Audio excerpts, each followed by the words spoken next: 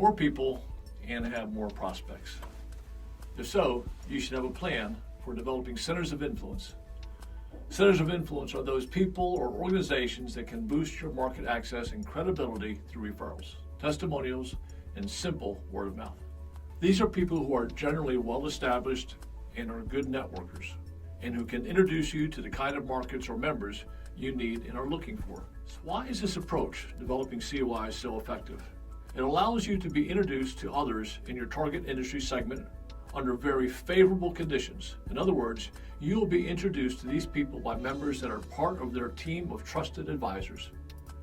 If you do a good job of cultivating the COIs of your best clients, these COIs will help you build your credibility with your client. Here's a personal example.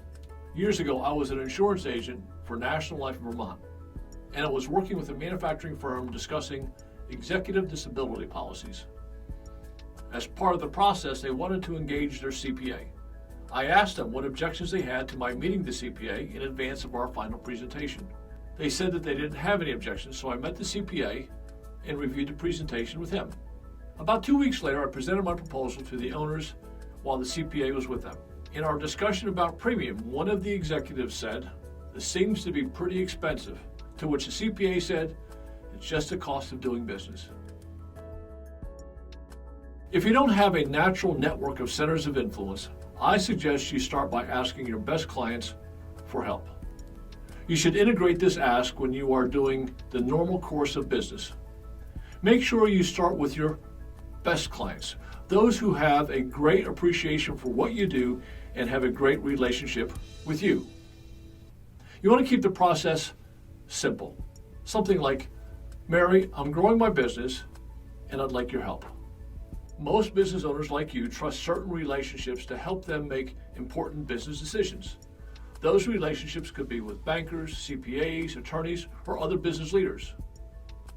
Who are these other relationships that you have that you rely on? Now, certainly you would stop there and let Mary answer that question. And then you would follow up with, "Tell me more about them and their business." You would want to ask Mary, "Mary, would it make sense for me to know them so that I can better serve you?" Your best clients may not always be willing to share, but some will. And then your real work begins. This is where you have to have a process. Once you have someone to talk to, you need a process to follow and develop that COI relationship. Here's an example of your systematic process. 1. Make sure your clients call the COI and introduce you. 2. Develop your USA and approach with COIs. Number 3, consider what materials you can share that are of value to them. Number 4, develop a communication flow.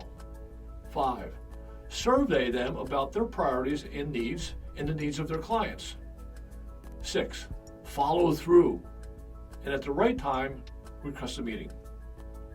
Once you are connected, it's important to keep a flow of information going to this potential COI. Make sure that most of it is third-party information or content that relates to their business, relates to their problems, and the problems that their clients might have. Make sure that you include content like case studies or white papers about the kind of work that you do. When you call them to follow through on the communication, suggest a meeting.